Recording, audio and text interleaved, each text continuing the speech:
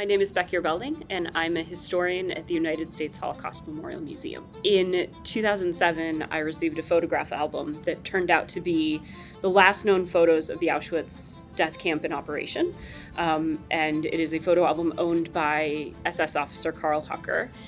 My colleagues and I worked on it for about 8 months before the museum went public with having the album.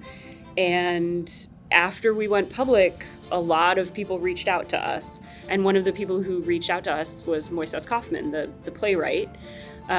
He was in town a few years later and asked if he could come by and meet me and see the album. And he came by, and that began my relationship with the play. And I don't think I actually really believed that there would be a play. I just thought, cool relationship with a cool person. Until 2018, when they staged the first reading of what became Here There Are Blueberries. And that was the moment when I realized, oh no, there's a play here.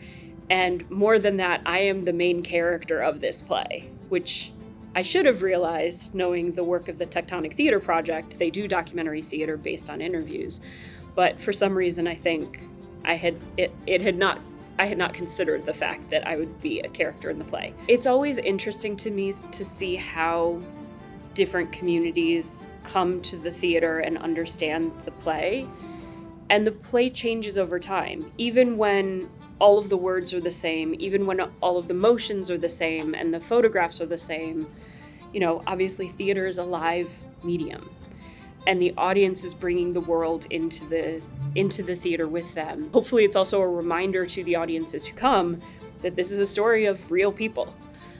This is literally what happened to us. This is a real album. These are real photographs, and these are real questions that I think are really important for us to be asking ourselves. I think this play is very much about the choices that we make as humans, because it's a really difficult moment in history to be a human being in the world. There are so many ethical questions that we're faced with all the time of how are we going to show up? How are we going to show up as ourselves? How are we going to show up in our community? How are we going to show up with and for our neighbors?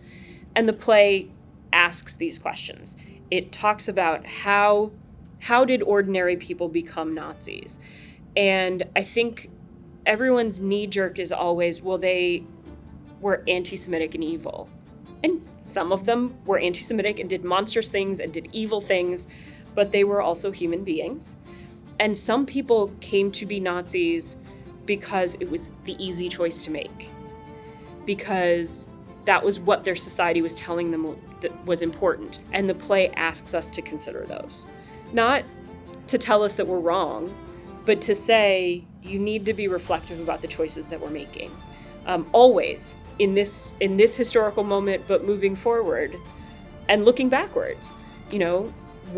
How are we choosing to be in the world? I think this play rewards audiences who are focused. I think you're going to come in, I think it's going to capture you from the beginning, and I think that 90 minutes is going to pass really fast for you because you're going to be invested in trying to figure out, along with the characters on stage, what is actually happening, what do these photos tell us, and then watching the fallout as more and more people see these images and realize that, their family members were in them, and what does that mean? Or, they are confronted by what they're seeing. Come sit in the audience, and it will be one of the fastest 90 minutes you've ever sat in a theater.